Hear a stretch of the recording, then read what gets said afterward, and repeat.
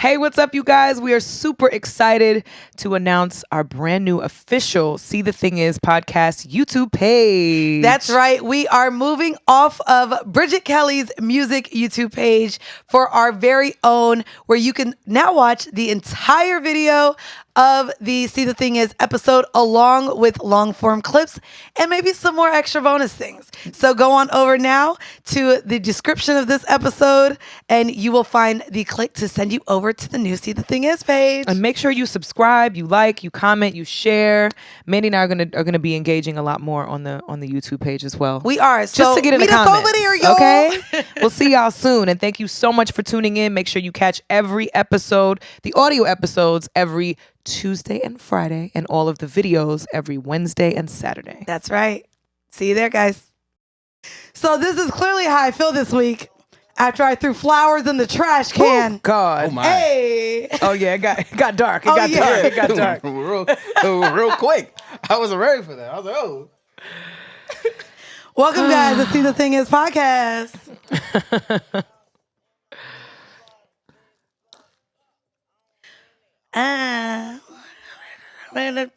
Hey, by the way, if y'all did not know, what's the Kodak box? So, this is actually the song that I talked about last week. Okay. This is the flow that made Cardi. This is Bodak Yellow flow right here. This is Flockin'. Yeah, Kodak Black, which is also why Kodak Black has the platinum or diamond record for Bodak Yellow is from this. And y'all know I'm a Florida bitch to death, but as toxic as Kodak Black is, he fucking goes. Yeah. But he is the reason why Cardi, I want to say, is who Cardi is today musically. Yeah. I wouldn't say who Cardi is overall because we all loved her from Instagram. Well, but no, that one song was 100%. Well, 100% Kodak, got her to where she is. Real quick, y'all, I want to thank y'all for tuning in to another episode of See the Thing Is. I'm your girl Mandii. Of course, I'm joined with Bridget Kelly, and y'all know she has all the subtle flexes, but I just don't feel like going down her whole motherfucking night. We don't have to today. We don't have to do it today. We don't. We're gonna sip humble wine today. But we are joined. Y'all know it's a Friday pod.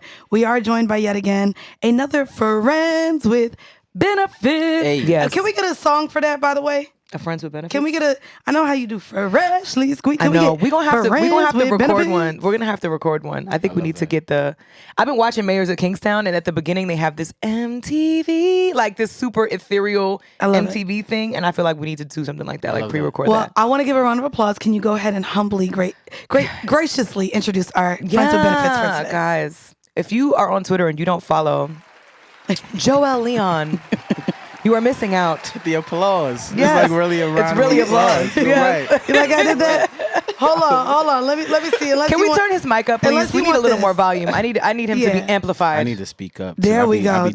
Hey, what's going on? It's a very poetic. Yeah. Hey. But also, Joel said this is what he wanted to come in at. You want the best shot instead? Bronx, yeah. Bodegas, burnt buildings. Wait, are you from the Bronx? Yes, ma'am. Fordham Road, 188th and Creston Avenue. So I just moved. I relocated from the Bronx. Where were you? So I lived in Castle Hill and Parkchester. Oh. Don't do that. God damn it. I mean, Castle Hill. People already do that for Castle Florida. Hill has history. Yeah, Castle Hill has history. That's and I lived off the 6th, and I lived actually right off of where apparently J-Lo's house was, Black Rock Avenue, right up the street from where the juice bar is. Whose fucking juice bar is that again? Jadakiss and Smiles P. I always want to say Nori, and I'm like, it's not Nori. I mean, it's close proximity. I was about to say, same kind of shit. Different borough, but same shit. Oh, wait, same energy. Wait, where's Nori from? Queens. Oh. Queens get the money. Yeah. Do they? He from I Left mean, Right. I don't already know, but I mean, let me not say that out loud because a Queens nigga will shoot me. Yes. But you know what? I always thought Queens niggas just lived at home with their parents because this is where homes are. Like houses. What? You either have the houses or projects in Queens. But it's not like the rest of the boroughs. Like, is that it? No. Here's the thing. When I was living in the Queens Bronx, has the biggest. First of all, Queens has the biggest projects. Queensbridge projects are the biggest projects but in also, all of New York. Here's the thing. When I first moved to New York, never when going out did I ever meet a Queens nigga. Everyone is from Harlem or Brooklyn or the Bronx, or because I lived in the Bronx, I loved me an old motherfucking Westchester, Mount Vernon, New Rochelle. Woodlawn. Them was my type. Woodlawn. You know? You know, you can't. Yeah. Shout out to the Bronx. Yes. Shout out to the Bronx. Mandii loves the Bronx. Yeah, I went to college in the Bronx. I graduated from Lehman. Oh, man. I see. I love you already. Yes. I love you already. I already knew I was going to love you. So I'm on the phone dealing with Delta. And he's like, Mandii. And I was like, yeah, go downstairs. I'm on the phone with Delta.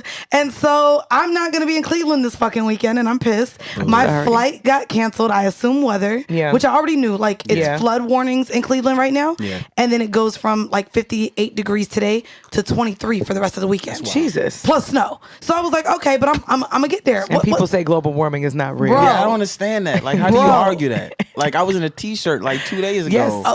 Yes. Well, I'm in a t-shirt today. I'm not gonna lie. I'm in a t-shirt today and tomorrow I'm at a work jacket again. Bridget hit me like, bitch, it's cold. It's warm outside. Yeah. Actually, you said hot. You said it's hot. Yeah. But yeah, I'm tight because I thought I was gonna be able to, thot and bop in Cleveland, have some fun for All-Star Weekend. And Delta was like, girl, everything is sold out through Saturday. I'm supposed to come back Sunday. There's no way. Yeah. I'm flying to Cleveland for 12 hours. Yeah, that's like it's not that serious. Yeah. So now I'm upset. Yeah. But also, just all the plans changed, and y'all are right. I'm gonna sit here and say, while the universe has been great to me, I don't know why it doesn't want me in Cleveland, but it doesn't. And yeah, and so we're gonna go to brunch and get drunk instead. There you go. That's what we're gonna do instead. There we go. I mean, reversing. We could do that. It's the positive. We could do that. Yeah. Y'all know I do want to shout out to everyone who had a wonderful Valentine's Day on Monday. Did you have a good Valentine's Day? Yeah, did you? I did. What'd you do? I mean, watch my daughter. While my lady went to the office, like I was working, she was working. Oh. But Brooklyn, shout out to Brooklyn Blooms. Okay, Brooklyn Blooms. Yeah. Came through with the bouquet. Came through in the clutch. I sent some flowers to my eldest daughter. Sent some flowers to my mama. Oh, we had a nice little dinner at the crib. It was, like Valentine's Day is every day. Have you been with your partner for a long time? Like about 3 years. So, we're adults. That's a long time. Yeah, we're adults. I feel like once you pass 30, being with somebody for more than a year and a half is a long time. Yeah, you got to celebrate that. You figuring it out. Yeah, you figuring out if this is going to be a thing. And like once you get to the 2 year mark, I feel like after 30, it's like, what are we doing? And then you throw kids in the mix. Oh, and yeah. It's just like it feels like it accelerates. Yeah, the length of time that you're with a person. Yeah, that's true. It speeds it up a little bit. So, but Valentine's Day was chill. Is Valentine's Day usually like a contentious time for y'all, or is it something that's pretty simple? I think it's interesting because I feel like Bria and I have created, like, I'm just really lucky in that regard. And not to say, like, I'm not the dude that's like, yo, man, Valentine's Day is just, a political holiday. We don't need to do nothing. It's like, it's this space and opportunity to celebrate it. But it's like, we show love to each other every day in like different ways. So it's like, it's a day. Okay, so I get that, right? But well, no, I'm asking. I'm setting this up for Mandii to tell us why she had to throw flowers in the trash. Oh, nigga, they got thrown the fuck away, and a bitch hasn't talked to that nigga since Monday. Tell me. Here's the thing. I understand Valentine's Day being a social construct and full of capitalism, and oh my god, like I heard it all. Yeah. Heard it all before. Okay. Yeah. Heard it. Here's the thing. As a woman, when we express what things mean to us. Absolutely. I don't give a fuck if you think this is a man-made holiday. Right. Mind you, my partner's Muslim. So we already don't celebrate Christmas. I ain't popped no kids out this coochie, so I don't get Mother's Day. Yeah. My birthday, you failed. I didn't let you know you failed, but I told you I didn't want a birthday. And what'd you do? Throw me a surprise birthday party. Yeah. So her and her man showed up. He had like fucking 10 of my friends show up for a surprise birthday. And she didn't want a party. I literally said I don't want a party. Yeah. So now. And then we're all smacked in the. Oh, we were all smacked at the house, and it was like well, smacked. Did you make it? We're gonna be here. Might as well eat this pizza and drink this tequila. But then also it turned into kind of like how when you grow up and you have barbecues and birthday parties turn into adult night. Yeah. My adult birthday party turned into a fucking boxing watch party. So it was just like it was like, okay, we all get to watch the fight. Regardless, most of us didn't care about the fight. None of us. Needless to say, this is now the second time where I let you know what I wanted. Yeah. And you didn't show up. Yeah. And here's the thing, I'm a simple woman. Yeah. Like I used to not be. You used to have to come in and pay bills and be my daddy and my partner. But now I'm finally in a place where I don't need you to pay my bills. I don't need you to buy me a rollie. I don't need you to because she has her own subtle bitch, flex. It's already there, on her wrist, and I bought it. Like I bought it, and so like it comes to the point where, as a partner and as a man, if you're dealing with a woman who does have it, and to where you only have to kind of show up in certain spaces, with sentimental things, just listen, just listen, because what I took from it. So I got these flowers, ugly. And I told him, I said, nigga, they in the trash. They ugly. Not only was they ugly, they didn't get hand delivered. So you just delivered ugly flowers and put them on on my door. And so the note was cute, text was cute. Fuck all that shit. Because these flowers ugly. And like to the point where I probably really disrespected him with this. I said, yo, how much did they cost? Because he tried to make it seem like they cost a lot. Yeah. I said, let me know how much I'll cash app you the money back. They're in the trash. I don't want them. By the way, y'all. Mandii, by the way, y'all. Canceled that air fryer order. She did. Nigga, they ain't even getting his air fryer. And here I was last week like, Mandii, you can't get this man an air fryer. That's a community gift. She was like, no, he doesn't really cook, but he said it was something he wanted. This was my vibe. It still is. And it still is. It still is. Hey. Right. Fuck you. Ouch. Yeah. Ouch. And here's the thing for the men listening, like listening supersedes so much. It's that inconsistency. Okay. Yeah. So here's the thing. A lot of you guys think, oh, well, if I pay the bills or if I show up with money, it's the same thing that we're seeing now with Kanye West and Kim. Kim just wanted the fucking simple things, which is why she's gallivanting around with fucking Pete Davidson and the borough that no one has ever gone to, Staten Island, and she found a white man in pajamas. But wait, there you go. She's dating a white man in pajamas. She's dating a white man in Michael Jordan jeans. Did you see the boot cut jeans that the man had on? That's a wide leg. That's a Jenko jean. Bitch, it is right. It is right below a fucking bell bottom. That's a Jenko. Okay? That's a Jenko. And so like this week was frustrating because I've also had the conversation with my therapist, right? And in terms of men showing up with the bare minimum, a lot of women accept the bare minimum. Yeah. And I don't think we understand what the bare minimum is until we're like, damn. And I'll be honest with you, I was okay with accepting the bare minimum from a lot of men when I didn't value myself. When I felt like I wasn't showing up in my best ways or showing up to where I know I'm showing up how he wants me to. And so when I'm putting all this energy out and you give me the bare minimum, guess what I could do? Go and get the bare minimum from a motherfucking all-star. Bitch, that's what I was trying to get it fucking in Cleveland. But I could get the bare minimum from that. Like when I was single, I got flowers from all my niggas. Nigga, I could have had eight bouquets of flowers with 8 different niggas that still would have been better than your fucking one. Like I know. And if he listens to this, it's gonna sound harsh. I mean, it's gonna sting. It's gonna sting. It's gonna sting. I'm good. But I do think that Valentine's Day can either be like a great opportunity for somebody to show up, or it can be, a really telling moment, really telling day of like, oh, you just don't listen. Yeah. Which I mean, and I think relationships. And he didn't listen for my birthday. I know he didn't listen. Now he didn't listen here. So the relationships. You deaf. You need hearing aids, nigga. Relationships are a constant. Yeah. Immediately. Relationships are just a constant ebb and flow of like managing expectations, right? And I think once you get to a place. You have to. That's why we always talk about relationships having non-negotiables in the very beginning. Yeah. Because if you have non-negotiables, then there's no circumstance that's going to deter me from knowing who you are and understanding the strength of your character, right? Absolutely. So I can separate the behavior then from your person. But if I can't, but if you don't show me anything that negates what all this other bullshit is, then I can't take your word for anything. Yeah. And that's the part that's hard. And I think part of that too, and it's kind of like, for all intents and purposes, Mandii, I know you threw this nigga under the bridge because he did something. But I said this to his face. But I think and then wait, real quick, let me tell you how petty this motherfucker tried to be.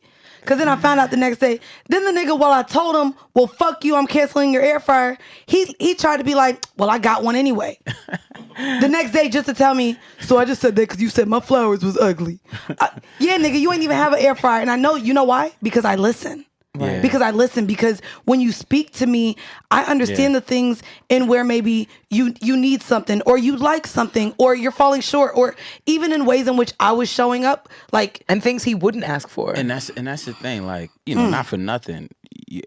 You have to understand your person. So like, if I know Bria's like, listen, we gonna keep it simple, and she actually means it. Yeah. You know, but then it also too, like, we take notes. Like, she'll tell me something that she won't even tell me. She might mention something over the phone, and it's like, okay, I know this is a thing that she wants. Right. So I can just get this for her, not on the anniversary or birthday, but just on a random occasion, and vice versa. Were you always that way, or did you have to grow into that though? I definitely had to grow into that. I think I was doing shit where it's like, oh, I need to get the gold necklace or the gold chain, and like, and I see dudes do that a lot. And I get real frustrated when I see, like, you know, you see the Instagram video and it's like, yeah, this is what I did for my lady, and then it's like the roses, and like, that's beautiful, and like, if she asks for that, awesome, but a lot of it starts to feel very much like I'm doing this thing in order to impress other people. So like, if it's performative. Yeah, so if I'm throwing a party, for your birthday and you didn't want a party for your birthday, part of the issue then becomes, if you told me this is the thing that you don't want and I'm doing it, who am I doing it for then? Right. Is this for me or is this for you? Yeah. And mind you, he's been someone who's been completely intertwined in my friends. Right. And so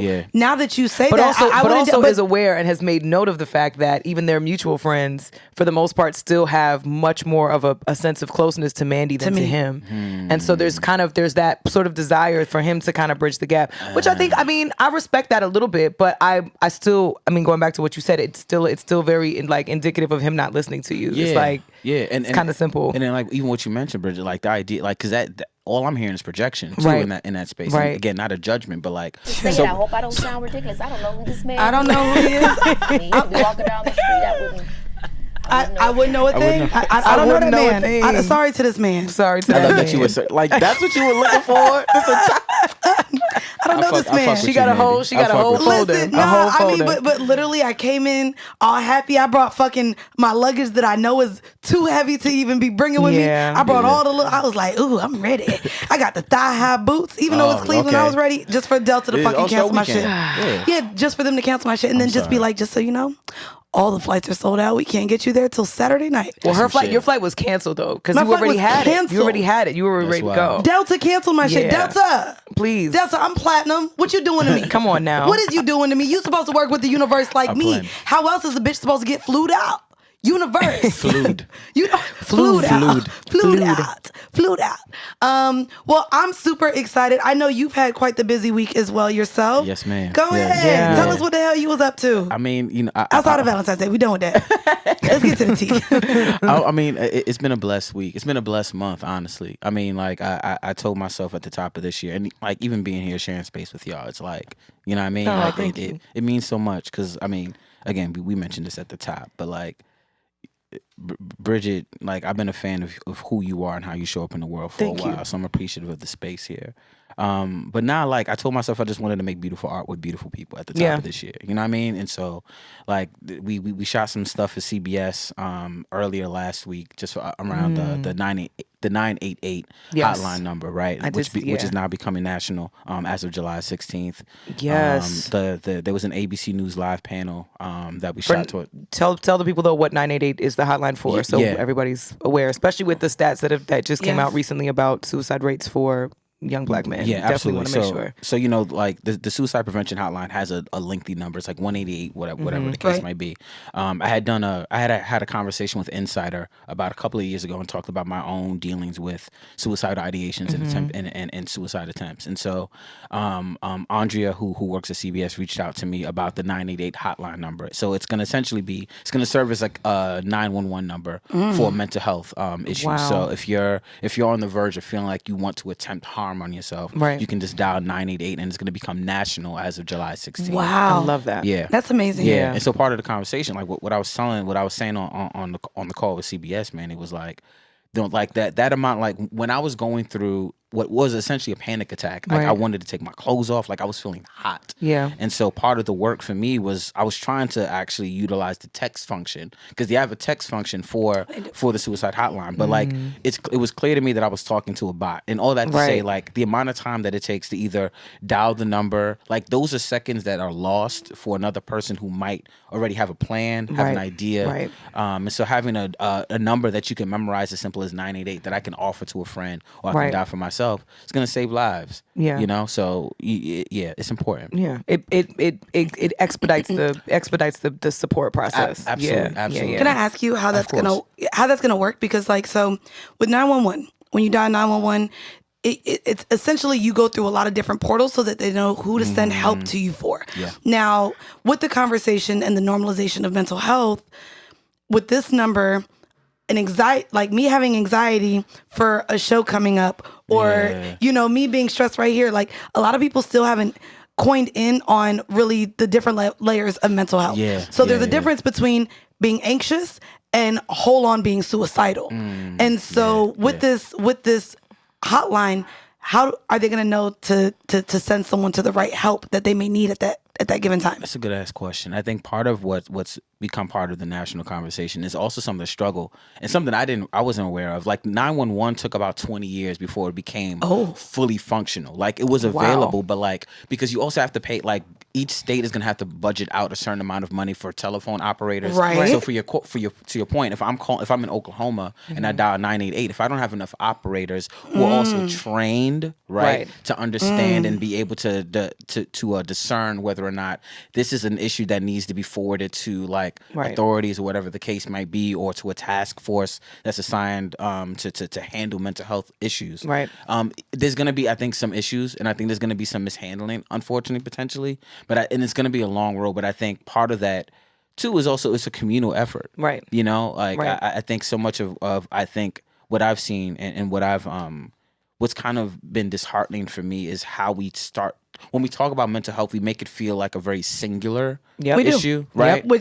And we know that it's not. No, because it's like we're so interconnected in so many ways, right? And so like if I'm aware of the suffering that's happening to my next man, woman, non-binary person who's next to me or near me, that affords me the opportunity to create space for them to show up and like say, oh, okay, if Mandii is anxious, or if Bridget's having a panic attack, or you're depressed, like being able to have the information and tools that allows you as a community member to even be able to discern whether or not a person is on the verge. Like, do they have a plan? Right. Which is like one of the big questions you want to ask if a person is telling you, like, I want to harm myself, or I don't want to be here. Like, do you have a plan? Do you know where you want to go? Like, what is needed in this space? But like all that is community first. And then like, hopefully we'll get to a point where 988 becomes a number that folks can readily utilize, and then we also have the resources in order to make sure that folks who are utilizing the number are taken care of effectively. That's incredible. Well, I mean, and also for people that are in proximity with somebody that's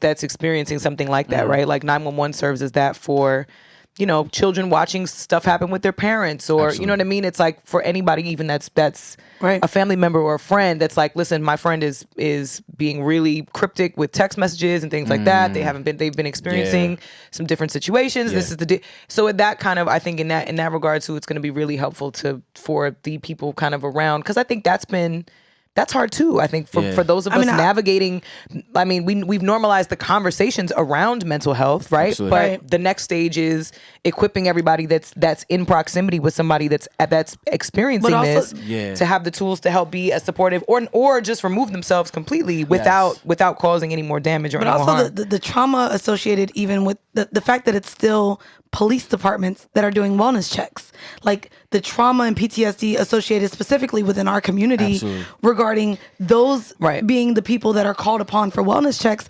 I hope that there's a deep dive into, you know, not only this number, but the people who go and check on these individuals that are battling. I think that's a good ass point. And I think part of the struggle too, and you know, I think this is a broader conversation, but when I think about how insulated it can feel living in New York, in the tri-state area, but specifically New York, that has multiple task force. Like you have agencies like BRC, like that go into like, and I used to work for BRC for a little bit when I was in the nonprofit What is space. BRC? BRC is the Bowery Residence Committee, and so what they do is, like, you've probably seen them. You've seen their vans, Yeah. right? Like they go into essentially what they do is they'll go into train stations, bus depots, wherever where homeless populations are staying, and then essentially place them in housing programs, place them in mental health programs. I was a part of a secondary program at the time that was working with formerly incarcerated brothers and sisters who were coming home from Rikers specifically, and so my job was to place them into programs once they came home. But part of the work of BRC also too is to ensure, like, it's a task force. Yeah. But not every city has that. Like folks who are equipped to do the work, who understand the signs, and then also too, I think what you two are talking about, and especially what you just mentioned, Bridget, is like having the language. Yeah. You know, like we can give people the tools and the resources, but if you don't have the language that's going to allow you to be able to assess what the problem is, and also be able to, again, like discern what the issues are, and in a manner that's going to be safe for the people that we're having these conversations with. It doesn't matter, you know.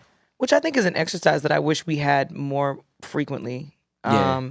Even with kids, I feel like that's something that's something that I wish that we would have had. Like how we talk about in high school, we're like, damn, I really wish we would have had checks and balances in high school, because that would have been that would have saved a lot of us from taking out personal loans. My sister took out personal loans to go to college. Same. So it was like, so And y'all know, her real quick, interest y'all know rates and personal paying loans ain't even a thing no more. Like, because of COVID, like a bitch went to the bank. It was like, can't oh, we don't do personal loans no more.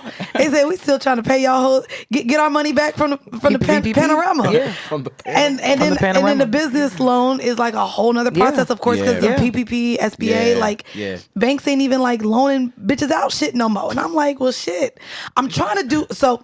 I'm a new business person. Oh, congratulations. Thank you. I mean, she's not a new I'm not business new. person. I'm not new. However, The expansion is new. Okay. however, Yes. the expansion is new. Yeah. So I got a whole new project right now Dope. that's gonna cost some money. Yeah. So I'm telling my friends, I'm like, yeah, they're like, oh, how are you paying for it all? I was like, well, I got the money. And they said, bitch, this is when you start acting white. This is when you become a CEO and you use everyone else's money, but not your own. They're like, bitch, why are you using your own money?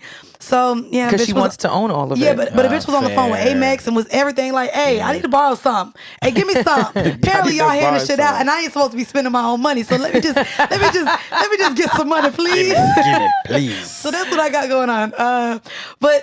Yeah, is there anything else you want to listen? Because I was about to do so the many quick things. Did you watch the verses? Did you watch the verses? Tell me you No, watched because no, I didn't, because I definitely was part of the troop. I was like, I'm not paying. First off, It was on YouTube. Oh, words. Oh yeah. See, now I feel like a YouTube. dummy. It was on YouTube for free. Wait, Well, you feel like a dummy? Yeah, now I do. Let me tell you how I feel like a dummy.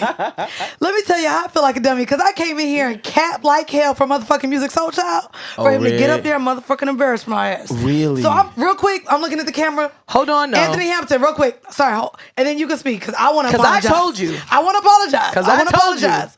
I want to apologize. Anthony Hamilton, Come on home. it was my bad. This song. I didn't know you was gonna give it up like that. But it goes beyond how he gave it up, okay? Not only did he give us the Hennessy vocals, which was did. it was very much He was appreciated. giving us brown liquor he vocals was giving brown liquor all vocals like a night. motherfucker. The thing is, music. I mean, Music. Okay, I'm a judge. Maybe sound check. His me mic know. was off, for one. For two, the nigga at least knew every. I'm just waiting. Hold I'm on, waiting. hold on. I'm waiting for my turn. Hold on. Also, Musiq Soulchild somehow went out and was like, I know every note I can't hit, so every 3 words, I'm going to give the mic to the audience. So what I thought I would get from his discography was not present, because he decided, let me give this weak-ass Versus crowd the bars to my hit records. And it was just, it was bad. It was really, really bad. I'm glad I missed that. Anthony That's Hamilton really won disappointing. literally off of, what's it called when you win off of, landslide. but it wasn't. He wasn't supposed to. But technical okay, yeah. difficulties, whatever.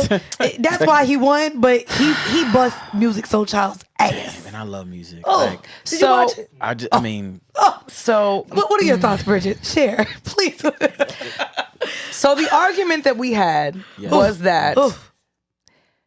live vocals, Anthony Hamilton would dust music. yeah, I mean that's And fair. I said that. I It's said fair. that, and I said if we're talking hit for hit, music might have him. Yeah, Music might agreed. have Anthony Hamilton, because he's got way more It's got way more hits than Anthony Hamilton. Yeah. And I don't, when I mean hits, I mean like the genre crossing features just all across the board. His discography is those first 3 albums is more mainstream, for sure, than Anthony Hamilton's. However, the vocal performance of Musiq Soulchild, it felt like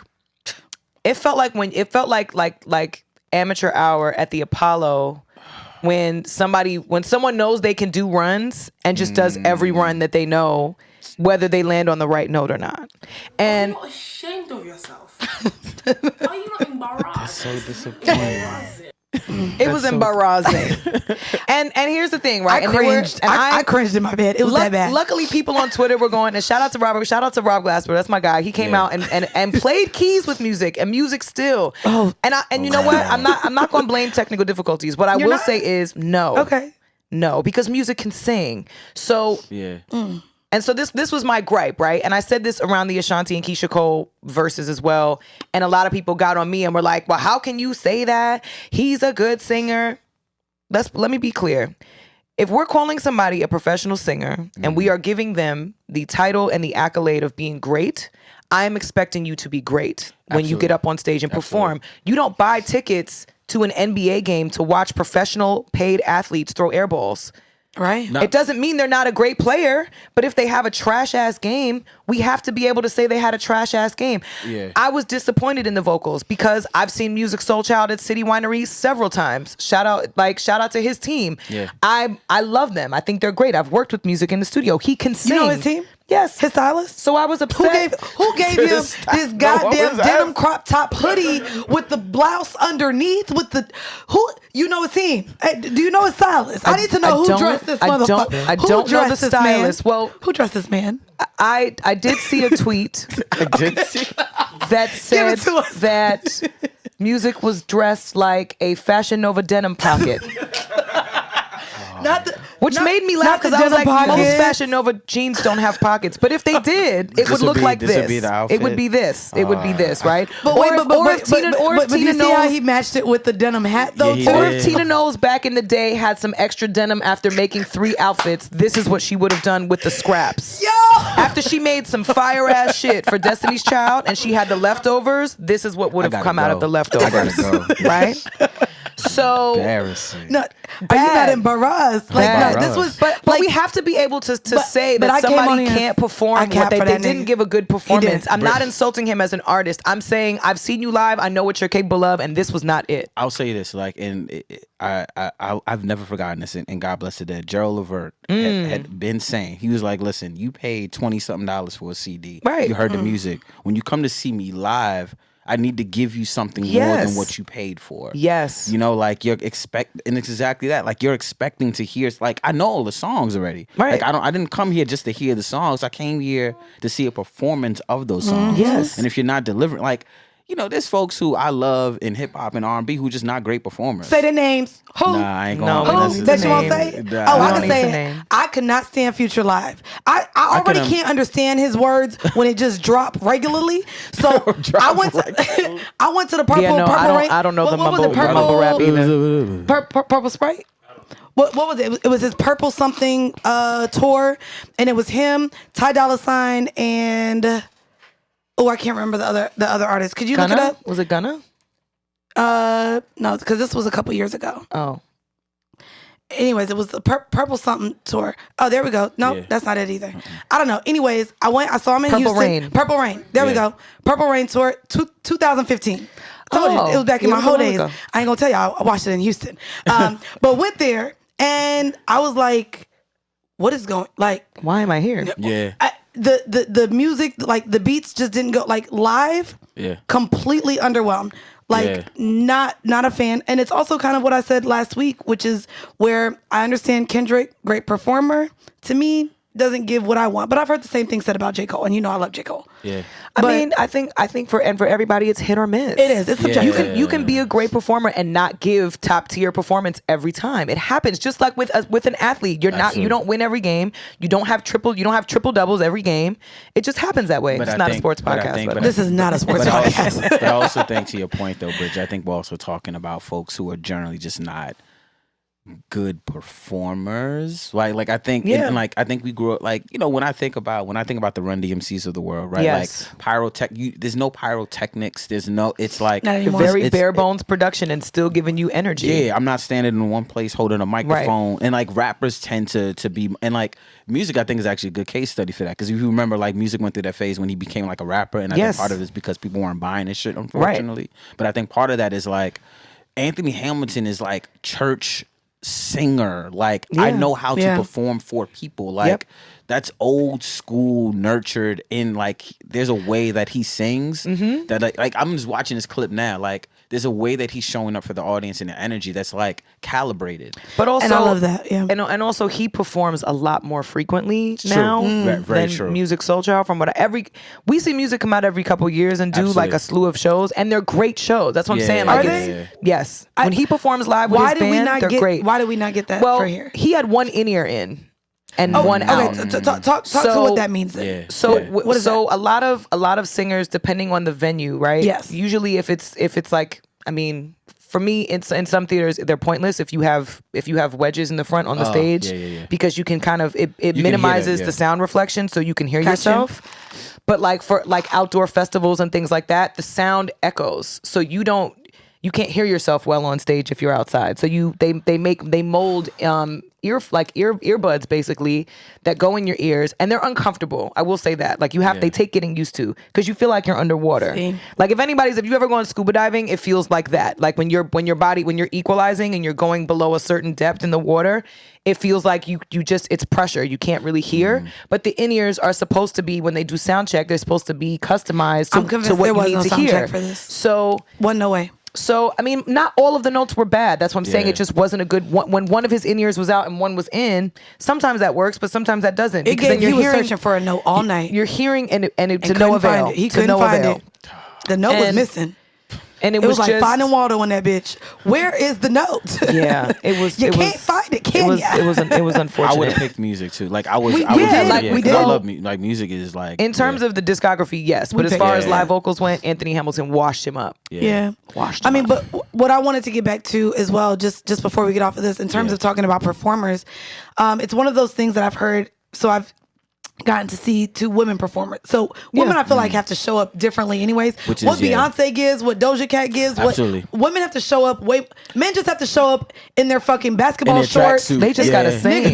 No, but even singers and rappers. Or rap. They show up. They have no dancers. They just show up and rap their lyrics. But when it comes to women, it's probably why Summer Walker was getting so much slack that she was, because she got on stage and just sung and stood there and sung. Yeah. Now, when I went to go see Tiana Taylor, that she turned me into a fan based on her performances. So to see someone who I was rooting for, that made me be like, I got you. Damn, now I ain't gonna pay. I am never paying for a ticket to go see this man live. Well, I mean, if this is what I'm to expect. I think to Bridget's point though, like seeing Musiq at City Winery is probably different, because I think there's like that intimacy also too. You talking about different. In Atlanta? No, they have one. Yeah, there's one here too. Yeah, yeah. I saw it. I saw him here, and I saw him in Chicago. Oh, I remember seeing Musiq in SOBs, and it was beautiful. Yeah, but like, and I think sometimes too, it's like the intimacy of a space like Rockwood Music Hall here in New York is a good example of that. Love Rockwood. Yeah. Oh my God, like the space provides you enough.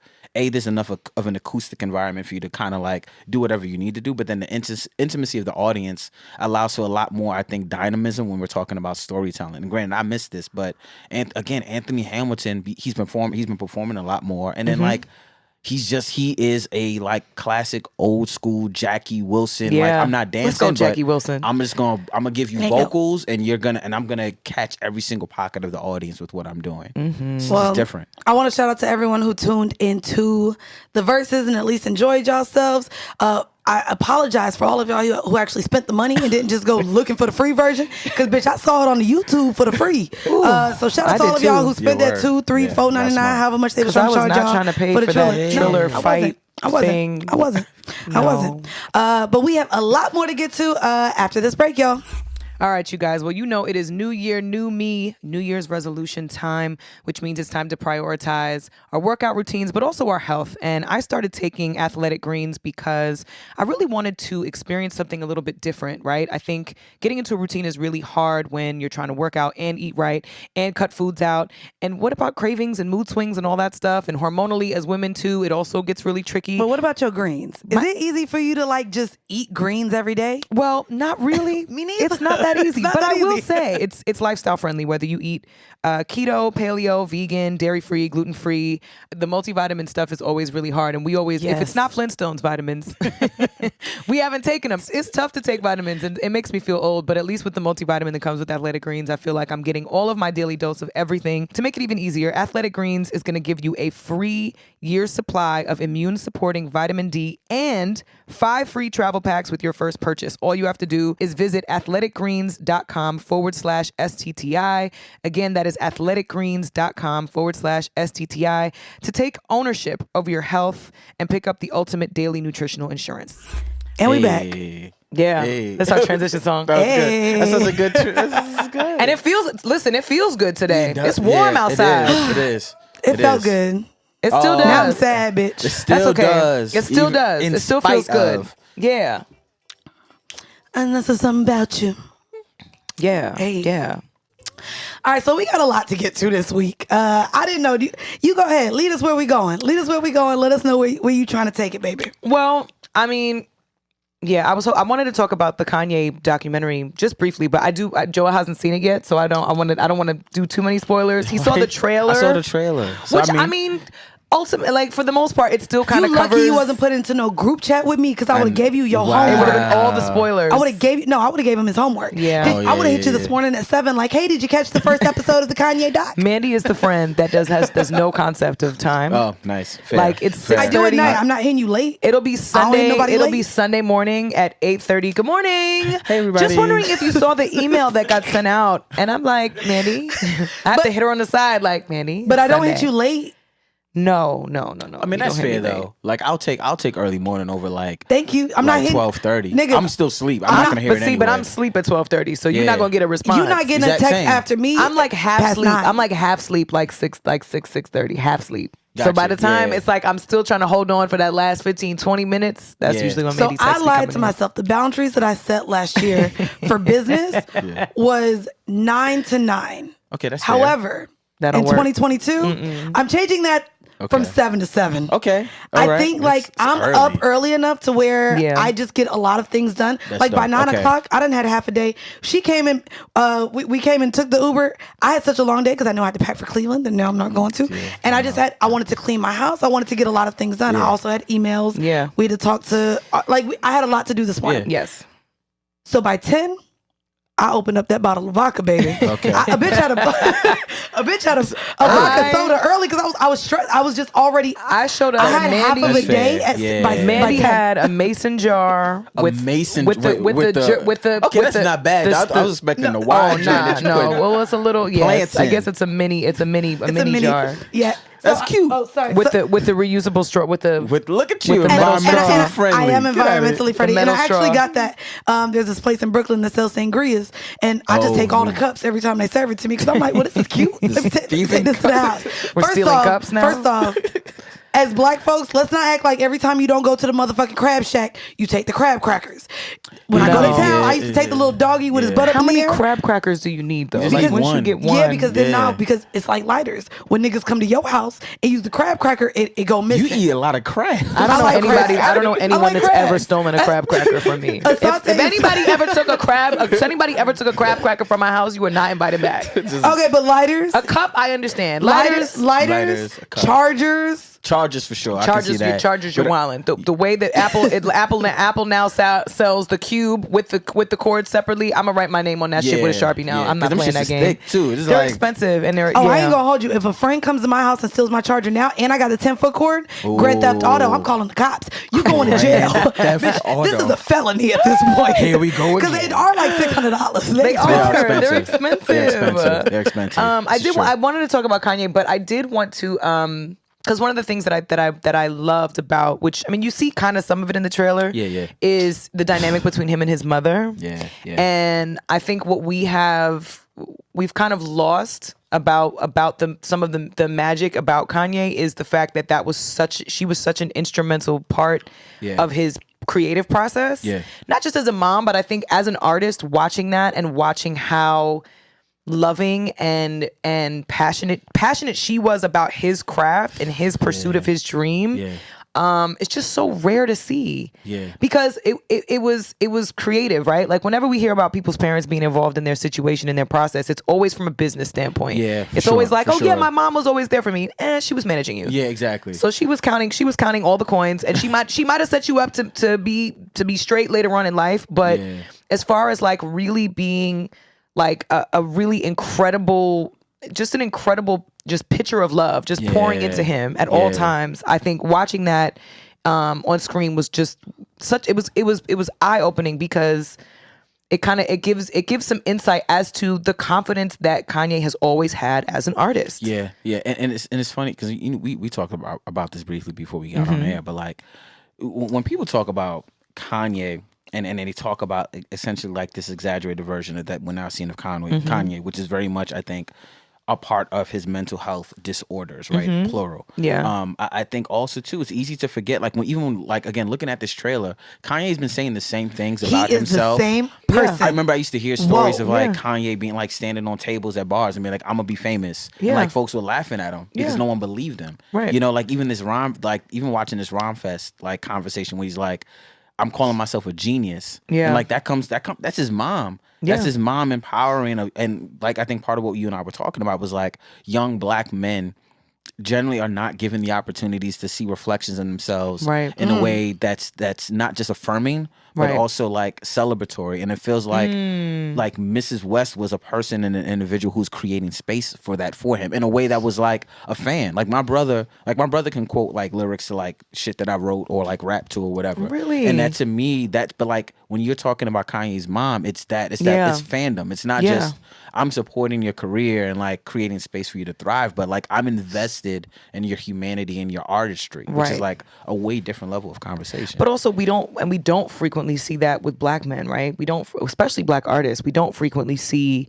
that sort of that connection, that magnetism between a parent and a kid and an artist. Like, and as an artist, like my mother was always supportive, but she never understood anything going on. I was gonna ask you about that. Like, what was that process? Never understood any of that. Which, I mean, it has its pros and its cons, right? The pros are that she believed in me and trusted that I would make good choices. But the con of that was I didn't always have the confidence either to really step into what my craft was. And so what happens is when you're an artist, then you seek that sort of validation elsewhere. Absolutely. And even if you don't seek it elsewhere, you still are always going back to, like you said, the space that either was or wasn't created when you're a kid. That's why I listen to people when kids are excited about things, and it's like there's a book, and it's killing me that I can't remember the name of it, but it's a book about strength.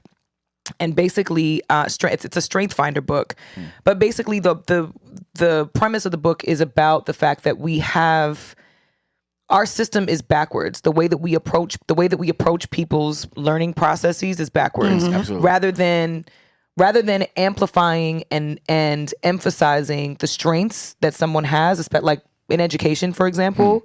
We are magnifying the weaknesses and magnifying the areas where we're lacking a little bit. And so that becomes the focal point, trying to balance the scale as opposed to really massage the areas where they're excelling and really give them the confidence and the, like you said, affirmation to kind of succeed in that one area. And I think as an artist, there's probably a small window of time when you're a kid where that matters more than anything else. And that's kind of the tipping point. That will determine whether or not you're really going to have that support and trust that support system or not.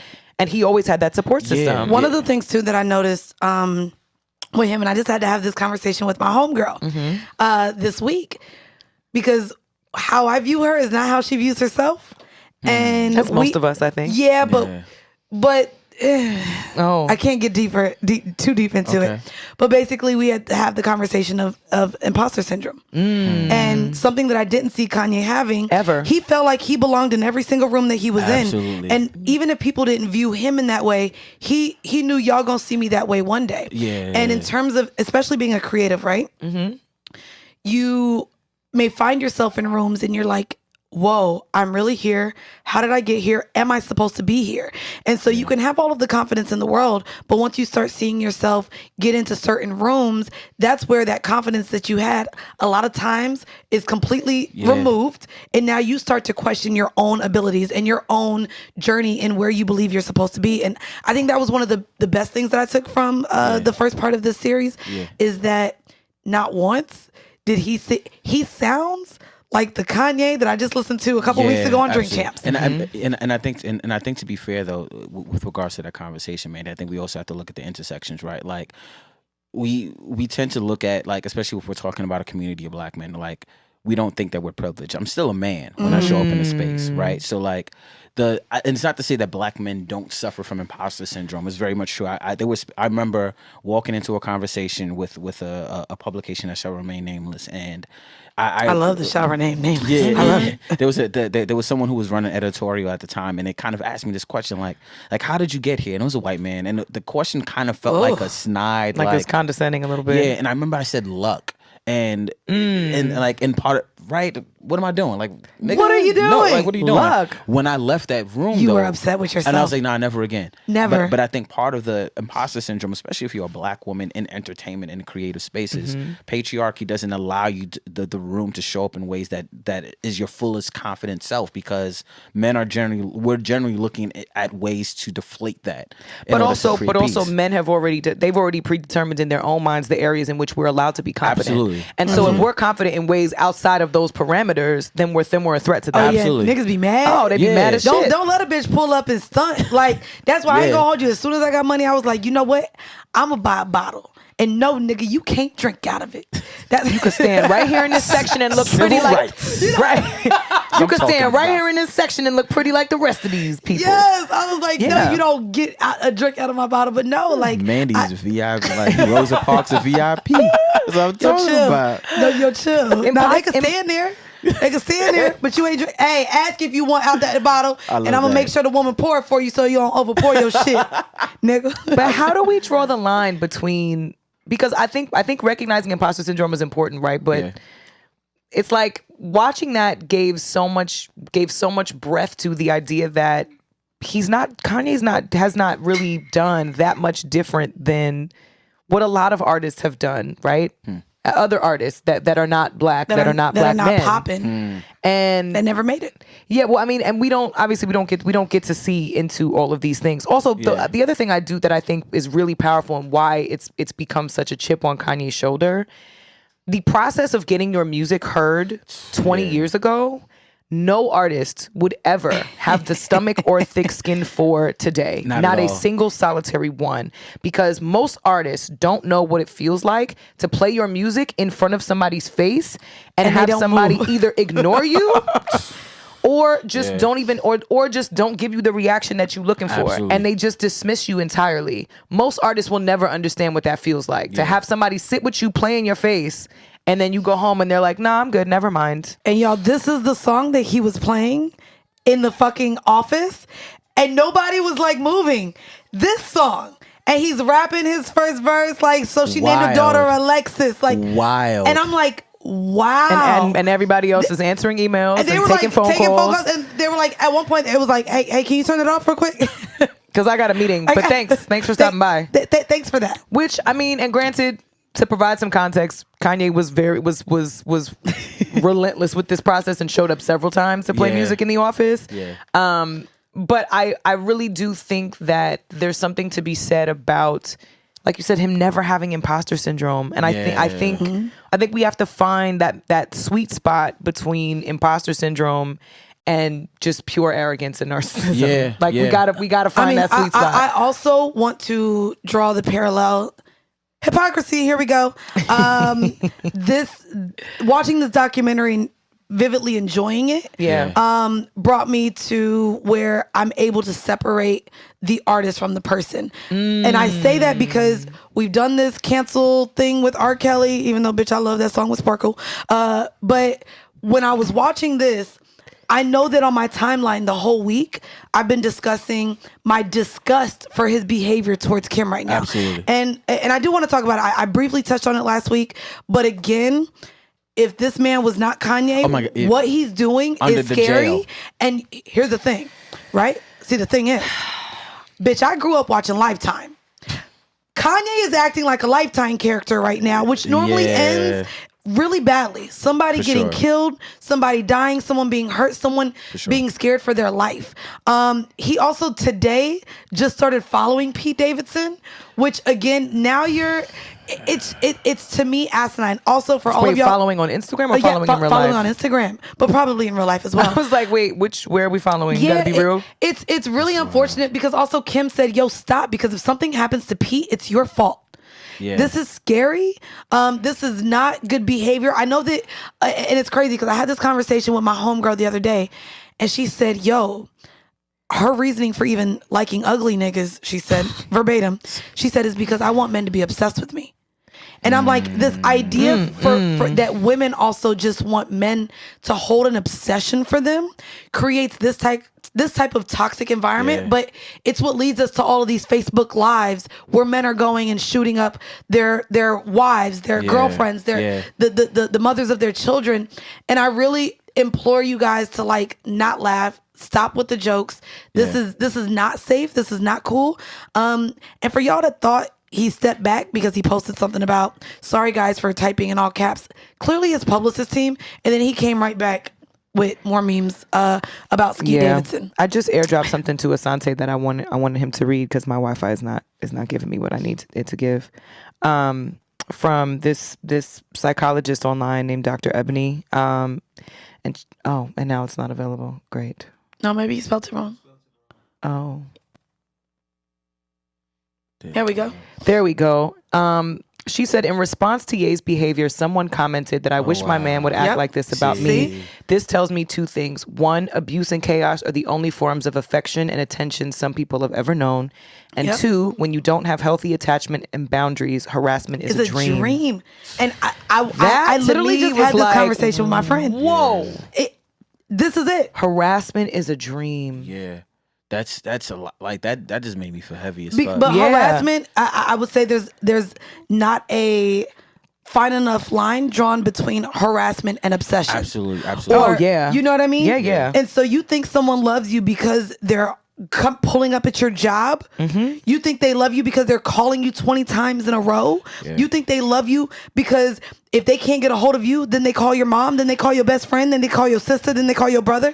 No, that is not a healthy relationship. But we talked about this earlier. Even when we were talking about the 988 hotline number, a lot of the conversation, like we were talking about language. Right. Yeah. Like when you don't have the language and access to the tools, it's hard for you to assess what trauma looks like, what harassment looks like, what are the red flags, what anxiety looks like, what Like, depression looks like. Right, and what is harmful to you, especially if you've seen it growing up in your environment, specifically an environment that you lived in with others. But even if you didn't, and this type of thing is happening This to is you, trash. there's also the element that we don't talk about often enough, which is the embarrassment and the shame and the guilt around dealing with somebody that's manipulative like this. Yeah, because like this is so important, because what generally happens is it becomes a conversation. Like, how did I let this happen to me? And I have when I'm having conversations with folks who've been victims of DV. It's like, you're not attracting narcissists or like violent behavior. Like there are people. But if there's a pattern, there's almost nothing to do to make somebody not feel like to some degree it's their fault or their doing. Yeah.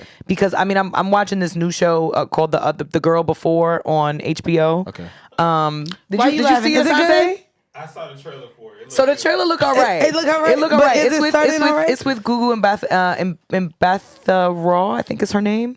I'm really terrible with actors and actors' name. It's with it's supposed to be a psychological thriller. I saw the trailer for this. And so, I mean, listen, it was the whole cover is with 3 black actors. I was like, I'm watching it. It's on HBO. So I started watching one of the episodes, and then in the second episode, spoiler alert, bitch, I ain't seen it yet. Well, no, I'm just in the second episode, one of the women was burgled. She was violated in her home and robbed at knife point. Not me looking up what burgled means. And she burglarized, I guess maybe it's the best. Burglarized but is burgled the word? a word? No, it might not be burglarized. Burgled?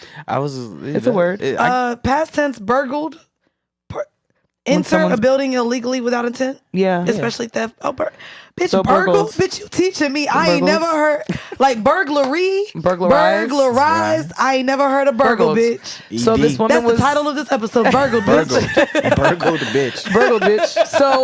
So this woman was burglarized, and you know her and her partner moved into a new place, and the cops came and said, hey, we found your phone we found the guy that robbed you at knife point, and they found your phone, and we found a video on it. We found the video where he's filming him raping you. And you didn't tell us this when you filed the report. See, this sounds deep already. All right, I don't know about that. Yeah. So I'm not going to tell you who the woman is. You got to watch the show. It's a lot. It's very intricate. The show is very intricate. You got to pay a lot of attention. But the girl is the boyfriend is looking at her like, number one, obviously infuriated because he didn't know the truth either. And now he's like, I can't believe this man violated my woman in my house. This is a lot. So she ends up saying, I didn't want you to look at me like I was dirty. Take me back to and Celebrity Big Brother. And she didn't say anything, girl. So it was like Celebrity Big Brother. That's what I'm watching. This sounds too deep. Celebrity Big Brother. It's really at least deep. I get to watch them fight for head of household, power of veto. It's giving competition. I love it. This sounds this like is a deep ass show. It's gonna get me into my mental health. But it definitely watching that, I was like, damn, I can only imagine how many women have been in that type of a scenario where they're so afraid of telling their truth and how that's going to affect their partnership, because it's like, well, I don't want you to look at me like I was dirty if I told you that I was violated this way. And he's like, how could you ever think that? I would never think. But why else you think I suck your dick like this? Like, I done did it before. All right. Oh, sorry. Because I mean, it's true. I think society's conditioned ourselves, but we've conditioned folks to feel like there is shame in that. Like, especially for women. Like, the way, I mean, like when we think about slut shaming, we can use all the language, but like part of it is like, again, coming back to patriarchy, right? Of course. It's created a system in which folks feel ashamed, guilty, threatened, or like, and it generally becomes a situation where it's like, I don't want other people to feel a type of way, as opposed to like how I feel. Exactly. Right. Like, and then that's a whole that's a projection too, because then you don't want to deal with the feelings of it, so you can just not share it, kind of be in denial about it, and then still garner, and then allow the people around you to develop some sort of idea about what it's supposed to be, and so on and so forth. Absolutely. But absolutely, Mandi's looking up Celebrity Big Brother. Yeah, Asante's looking up Celebrity Big. I've never watched Celebrity Big Brother. When I tell you it's good as fuck, but you know what? What is it about? Wait, you don't know Big Brother at all? Not Celebrity, I don't know what Celebrity Big Brother. It's the same as Big Brother. It's just with famous people. Celebrity. I was about to be like, bitch, you better know about Big Brother. So that's what I used to watch with my mama growing up. Like we would all come together. So the family shows growing up where like we finally had family time was Sopranos.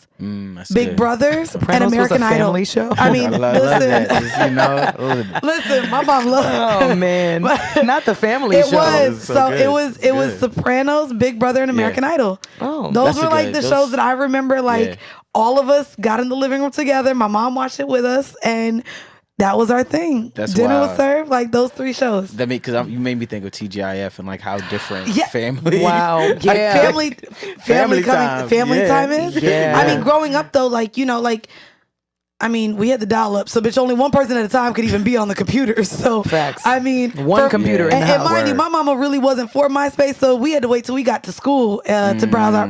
But we also didn't have all the phones just then. Like when I was around that time, we had two ways. Blackberries, pagers. Yeah. It wasn't Sidekick. Then you were able to get on social media from your phone. But I think the Sidekick was the first. But Palm Pilot. But I'm also much younger. Palm Pilot was the first. So like the Sidekick for me was 9th grade high school. Oh, that right. I don't know how old you are.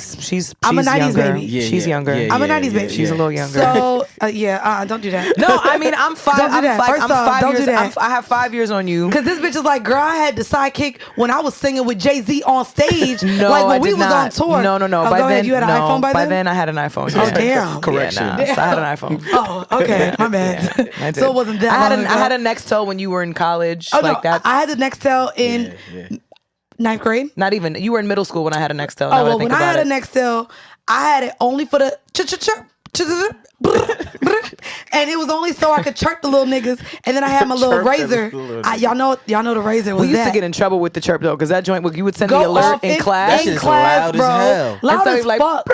and be like, you're in the middle of class and be sitting there like, Who needed it that loud? Disrespectful. The But fact then- that we all wanted walkie-talkies is also crazy. But Why? Yeah. No, that was great. Why? That was fantastic. The Why? fact that's the only reason we got Nextel was for the walkie-talkie feature. But it was No, whack. that's it. It was whack because the phone would go off in class and you didn't want to reach for it and let it be known that it was you. Yeah. So you had to just like kind of quietly just like slide your hand to try to, because everybody had the belt clip. We all used to keep the phone on the everyone belt. put a bitch. Hold on, and you've left off the famous belt buckle, the big old F. Y'all remember Famous? Were y'all rocking Famous or nah? I was not doing Is that our age? Y'all were rocking the Famous clothes with the babe.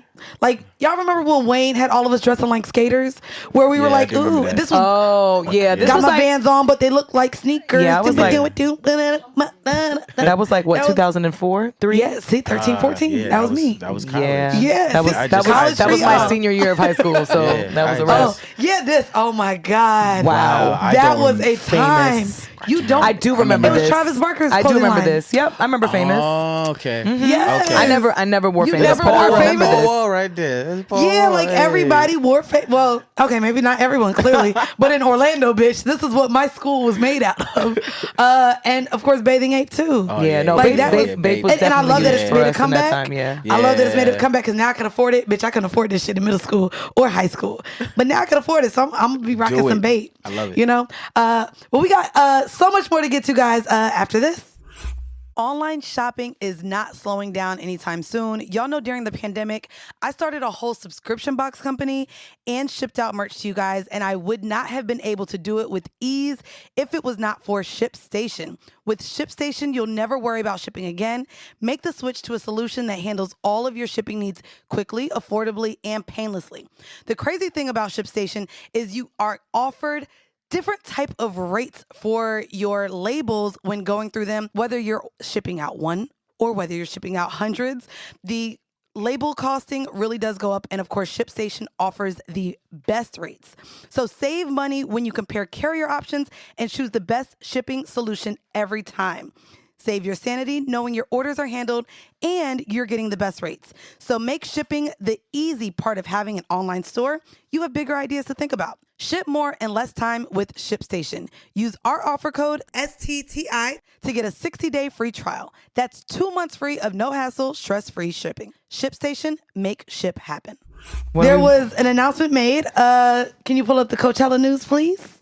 I'm not sure what to expect, but it seems as though we may be entering back into normalcy. Hold on, I want to talk about it. Hold on, That's I know you wild, no, right? So let me let you guys know. Coachella has decided to drop all COVID-19 precautions.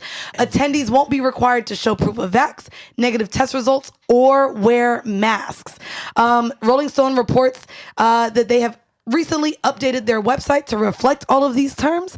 And although the festival organizers did not note, the new rules are subject to change at any time, depending on local ordinances. So depending on maybe what LA or the state of California chooses to do, Coachella has decided to drop all COVID protocols. And the reason why I wanted to bring that up and why it means so much to me is because, a round of applause to me, I have my first festival celebration. That is awesome. I am going to be performing live at the Roots Picnic. Yay! So I'm super That's excited. So my other podcast, Horrible Decisions, will be performing on the podcast stage. Shout out to Questlove for making sure we were a part of that. But I also want to give a huge shout out to all of our other podcast friends who are also on the docket. So shout out to Rory and Mal. Yes. They will also be there. Around the Way Curls. Also, shout out to Around the Way Curls. If you guys, again, are not familiar, you should by now. Antoinette, who is one of our favorite friends of Benefits. That is her podcast. And also shout out to Rashad and Troy over at Earn Your Leisure. They're also on there, as well as it's hosted by Gillian Wallow.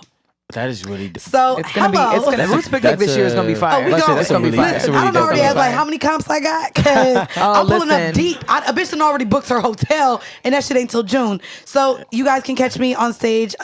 Roots Picnic. That is June 4th in Philadelphia. Do they have COVID rules? So that's what's crazy. Do you know how many? Once we announced it, so many people were like, is this proof of vax? Like, what are the COVID regulations? Because I also just got off. I had a 4-show tour during the last quarter of last year, and that was a big thing. Like, for what our numbers were pre-COVID, even for the Atlanta show, once you require proof of vax, or like it changes, especially for our demo. We have a lot of people who still are anti-vax, which at this point, seeing now all these motherfucking changes, I ain't even mad at you. I don't blame you. But at that point, then get you whatever you need to get into these venues. That's all I'm gonna say to that. But seeing that, have you guys considered that maybe we're entering another realm of, or we're going back to normalcy, or do you think we're just gonna be living with this virus as is? Because bitch, Christmas was a dub this year. Everyone had Omicron. I think it's both. I think the government has decided we're living with the virus, and people are going to move into, and the normal is going to be living with the virus. Like you know, the World flu. Like the World Health Organization has been essentially trying to call this an endemic. They haven't announced it yet. They haven't. I'm not comfortable with that language at this point. Yeah, no, but I like, even when we had the event at Rizzoli with World Cancer for the Mac Miller book, it wasn't proof of vaccination, but it was like everyone had to wear a mask because the New York City mandates are different now. Yeah. But they requested that everyone wear a mask in the venue, which is crazy because New York last week announced that the mask mandate has been lifted here in New York. And I went out, mind y'all know global warming. I don't believe in science, but I told you someone is controlling this weather because a bitch went out last weekend. It looked like Dykeman in the summertime, and I was in the Village.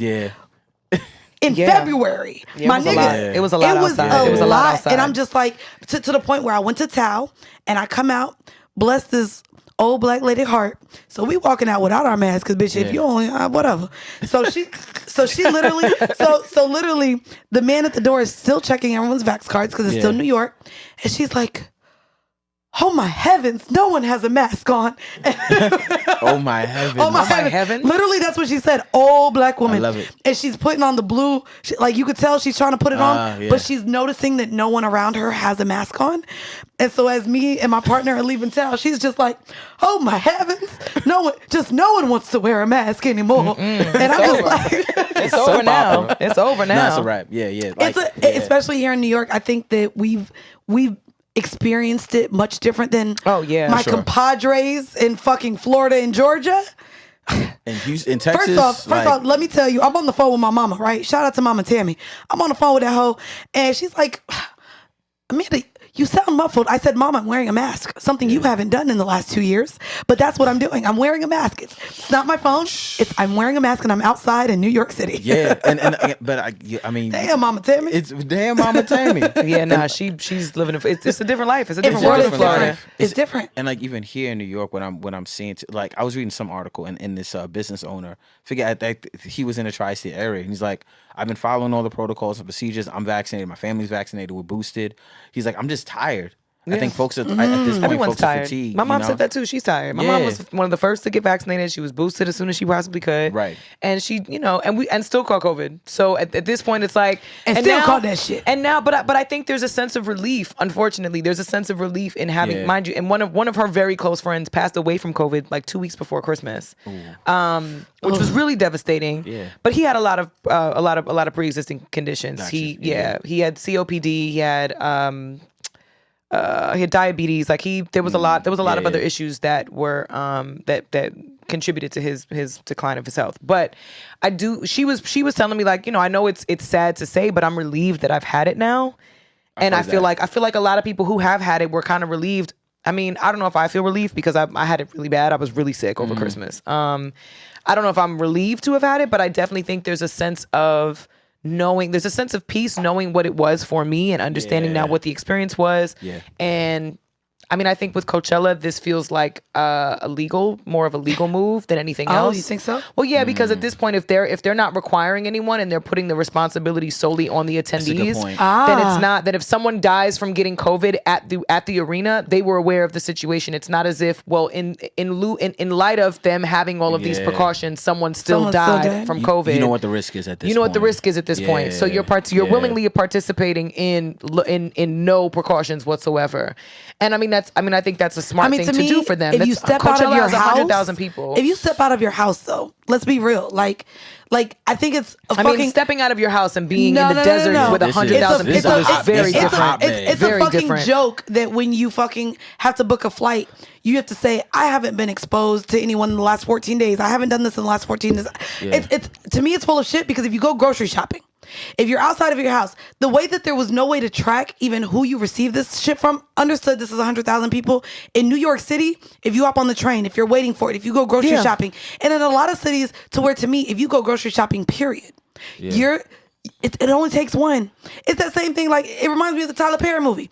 The bitch that ended up catching AIDS the first time she cheated on her nigga, and it was just the one person she cheated on. You feel me? Horrible plot line. I hated it. I hated it, by the way. Which, by the way, I did talk about it too, and I would love to ask Tyler Perry. Look, this is where when I be high. This was the Taraji movie, right? No, was this who was in this movie? Nah, this was with what's her face? Can you pull it up? Can you pull it up? Smollett. Jussie Smollett's sister. Yeah. Journey. It was with Journey. And Brandy was the one that got AIDS in this one, right? No, Journey did, didn't she? Did she? Which one? Oh no, wait. Journey did. Was it? Okay, so hold on. Oh, Temptation? Yes. Temptation. So she was I thought it was it was the other one. She was from the church. Yep. Was married to her church man. Yeah. And then wanted this rich ass nigga had AIDS. So she went to the nigga with the bag and then got AIDS. Yeah. Got it. But let me tell you my thought process, right? So a bitch got a little high this week, right? Okay. So I was drinking, smoking, not like your shit. That almost killed me. But I was drinking and smoking, and somehow Tyler Perry got brought up. And let me know y'all's thoughts on this, right? I'm ready. We know how he looks at women, right? They're always the damsels in distress, sure. XYZ. However, while speaking of black men, we got into how he casts black men. And you always have the light-skinned savior. Yeah, for sure. And the dark-skinned, aggressive villain man. Yeah. And so, because I made the joke that all of my men could be casted in a Tyler Perry film, and they would clearly all be the Shamar Moores because... Wow.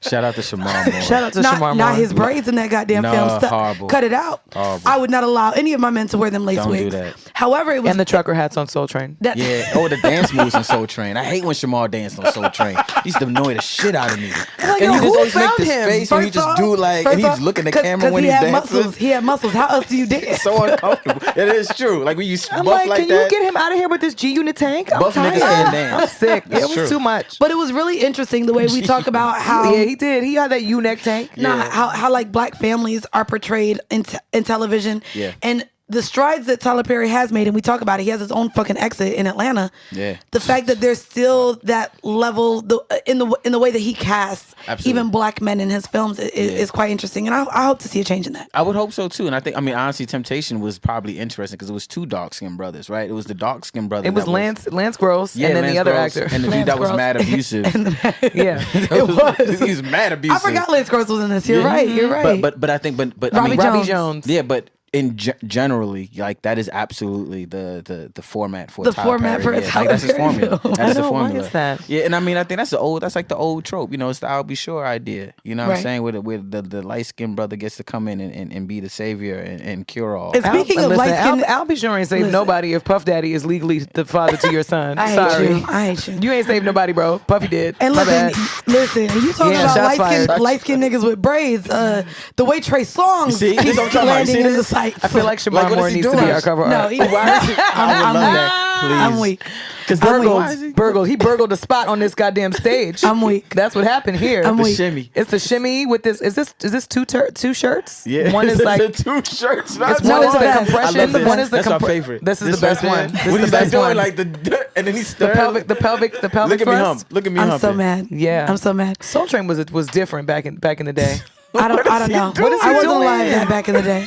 He dropping it low By the way, with the tee, the goatee with the. By the way, I Shamar still hated dances it. like this on his Instagram, so there's no need to pull love up it. these old ass videos from love South it. Soul On Train. WGN. Wow, remember WGN? Yes. Good times. But- Before we times. get into our freshly squeezed, which is going to take us wow. out of here, I wanted to talk about. Well, yes, and I know y'all tried to go over it so we didn't talk about it, but I don't mind sitting here talking about it. Trey Songz was hit with yet another $20 million lawsuit due to alleged sexual assault incident that was at a house party. Of course, like every other allegation, he firmly denies it. So do we just stop arresting people that we're accusing of violent crimes against women? I'm not gonna lie, that was gonna be my take. I just want to know, like, in The my lawsuit- because that's the reason I don't want to talk about this anymore. Because in my mind, I'm sick of all of this. I'm sick of the conversation and the headline being about the money. Yeah. And not being about the fact that this man is being charged with a violent crime against a woman. Yeah. Why is that not the headline? Well, what I also don't like about this, of course, there's no time frame to come out and say you felt None. violated. Yeah. This did happen from 2016. His brother also came out recently in defense of him because the same woman who is representing Dylan, who Yeah. is the other sexual assault person who's also suing him, The survivor, yeah. is the same person, is the same representation who's also doing this woman. Now, the only reason why I brought this up personally was not to really get into Trey Songz, but more his brother. So his brother went on a tirade of pretty much just sticking up for his brother.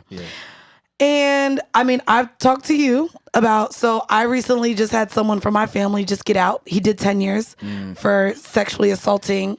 My uncle did that to someone else in my family, and he just got released. And so there was a huge conversation amongst family members with how do we accept him back in the family? Do we talk to him? Is there anything that we say? And so hearing how much his brother is sticking up for him, if he's in fact found guilty, do you still sit here and want or want to see the innocence for your brother because that's your brother? Do I still want to acknowledge that my uncle served time? So do I talk to him at all? We see Nicki Minaj did the same thing with her brother. She paid for all of his legal battles when he was dealing with a sexual assault case. So I wanted to know. I mean, Janet Jackson stood by Michael Jackson. Janet Jackson, and we just talked about that as well for that documentary. When you have family members or close friends that are going through legal battles, specifically with harm onto others, and I want to take it away from even rape, sexual assault, because it could even be like murderous crimes. Right. Sure. I talked to y'all how I'm sick of seeing all the hashtag free so-and-so that then killed somebody. Yeah. So I wanted to know how you guys may react or respond, or what the right way is to, if your family member is being alleged, is an alleged criminal, essentially. Well, I think there's a number of layers, and like BK, you and I kind of talked about this before we got on the call when we talk about cancel culture, right? Yeah. And, Right. like, part of the reason why I'm not going to say I'm for or against cancel culture, but I do think that there's a level of accountability that needs to happen to folks who do harm in the community, right? I So, agree. Right. like, let's just use me as a pretend example. Like, if I harm somebody, right? If I'm not doing the work to show that I'm accountable for the harm that I've caused, there is no room for forgiveness. And I think also too, What's the word? what? Community service ain't it. Yeah. What is the word? Because Well, community service could be it. It just needs to look different. no, but that's what I said. Even Yeah. my uncle served the 10 years. And we still like, but nah, nigga, you did that shit. I mean, so yeah. what does that look like then to you if you're saying you got to show that you're willing to change? Well, but I you think, still committed that. and You I still think, did that. And I think also too, though, like, because we also are looking at hierarchies of crime or like harm, right? Like one thing is what is considered or deemed to be more harmful, and who gets to decide that. Right. And I also think Okay. though too, and it's something I heard recently, like we can't expect victims to forgive. It's not the role of the victim to forgive the perpetrator. It's the role of the community to show support if the person who's caused harm. Right. Because like when we talk about abolition, right? Like we have to recognize that what we're saying is we want to end carceral culture where if a person does something to go to jail, right? If we're saying that's the route that we're going to go. We talked about this with D-Ray last week. I mean, at the end of the day, though, we have to create a system in which when folks do come home, if that's what they're going to operate, we know they're coming home regardless, right? Like, so what do we do? Do we put them away? Because if we move them away, let's say, nah, you got to go someplace else away from us. They're going to go someplace else. There's no way to like keep them from a community. Right. So how are we creating spaces that allows for community to show up and not in support of a person, but to create conditions where they can be accountable, they can do the work. But in support of the change and also the support of reacclimation into society. And I think that was a really important distinction that D-Ray made too, was that he said there's a difference between consequence and punishment. With punishment is meant to cause pain. Punishment is meant to cause harm because of something that you've done. Right. Capital punishment, all that. Versus a consequence for an action, right? A consequence is meant to teach you a lesson. It's meant to change your way of thinking. If I'm just punishing you, then it's just to hurt you for what you've done. There's no guarantee and there's also no process that's allowed or that's created that would even give birth to the idea that you could change. You know what I'm saying? Versus a consequence where in a situation like with your family member coming out, okay, he served his time. So what does reacclimation look like? And and there are not a sufficient amount of reacclimation programs for people coming out of the system. But also it's hard because in terms of when you're dealing, you mentioned community. I'm mentioning family. And to know that a member of my family has PTSD for the trauma that she experienced from this person, I couldn't imagine the family just accepting this person back into the famine at the barbecues and being around everyone else. Like, because we know that the harm that he caused is lifelong with my other family member. You know what I mean? And so when you say it's up to the community to forgive, not the victim, to me it's a huge slap in the face to the victim. And the person who experienced that. You know what I mean? And that's fair. I think part of the work that I've been trying to do around empathy and compassion is recognizing that we all, like, there's no such thing as struggle Olympics. Can I ask you? There's no such thing as struggle Olympics. But can I ask you the difference? Because I've been dealing with in therapy. My layers don't go very deep with feelings, but those seem like the same to me, but you separated them. What is the difference between empathy and compassion? Empathy is holding space for the love, and the compassion is empathy in action. Right. So like empathy, and that's something I learned from Sharon Salzberg, like mindfulness practitioner. The idea that empathy means like I feel for you, I'm holding space for you. Compassion is now I'm gonna do something about that space that I'm holding for you. It's really the energy surrounding the activity of empathy. Really, it's how I've learned how to frame it for me. And I think part of the work is like it's not at the same time. And I think though too though, man, you bring up like it is not your family's job to forgive your uncle either, and no one is asking y'all to, and you don't have to. But I do think there's something to be said again about interconnectedness in like family and community. Like y'all family to me and community. Like whether I've known you for 2 days, 2 weeks, 2 years. And so like I generally don't have hierarchies in that way specifically. So the work for me has been if I'm holding tension or anger or frustration at you two, but like I can't do that and still pretend and think that I'm going to be able to be open with everybody else. That's not how our hearts don't distinguish that. I was about to say, way. I just reign proud in my hypocrisy, and I'm gonna cancel Future, but still listen to Chris Brown. I'm gonna not listen to all of R. Kelly, but some of it. I'm a hypocrite in that way. To where we're discussing cancel culture and the actions of somebody. It is hard to separate the two. But I think cancel culture also is not. And we say this all the time. We have a really hard time defining firmly what accountability is and what accountability looks like, right? And so for cancel culture is just it's just a lazy way it's a lazy and dismissive way to approach and address a person or a pattern of behaviors that may or may not be consistently harmful. But the sad part about that is, to me, there usually aren't that many long-term lasting effects publicly with those kinds of behaviors and people. Like it doesn't last for very long. Like when we watched all that stuff go on with the baby, it's like the baby was totally ridiculed and torn apart by the LGBTQ plus community based on the comments that were really awful that he made. Right. And yet somehow some festivals still decided later on, okay, well, I guess, I mean, we've given y'all enough time. So I guess we're good now. Like we'll bring him back on board, even though, you know, he may or may not still have the same sentiment. He apologized, but whatever, here we are. Yeah. Versus, you know, reaching out and having conversations around how do we cure the ignorance? You know what I'm saying? Like how do we try to like implement other factors that could change somebody's perspective and opinion around a community that may have never been supportive of him or never been, and we watched it with Dave Chappelle. At the end of the day, for him, he feels like he's black first before anything else. Yeah. And also feels that black people that are a part of the community are also black first, visibly black first, before they can identify as anything else, which is a matter of opinion, right? Yeah, I gotta save that for another topic. Yeah, but Dave Chappelle's whole thing with the development, housing, affordable housing, and I'm trying not to make judgments about it as a person who's like worked in a nonprofit space, but like it's very, I mean, it kind of screams anti-black to me. But that's I'm not gonna lie, really. Oh wait, when you started saying it, I was like, and I had again this whole conversation this week. So basically, if you could pull it up real quick, this is not on the outline. And guys, we may or may not get to Freshly Squeezed this week. We're gonna try, but I definitely wanted to talk about this real quick because so Dave Chappelle went to the board of his city, and basically they were supposed to do a development that was for, there we go.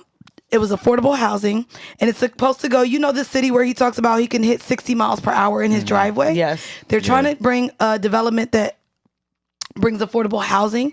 And he pretty much went to the city and said, I don't want this to happen. How much money do I have to give the city to not make this happen? Because as a black man, I've made sure there are jobs in this city, and I've brought value to the city. And if you bring this to this land, it's going to devalue the land and the generational wealth that I'm trying to create for my family moving forward. And the sigh, and trust me, this was a whole 30-minute like debate with like quite a few people, because I was like, I kind of get where he's at in saying it, only because as black people, we don't like to have the opportunity to create generational wealth now. I understand his sentiments. Yeah.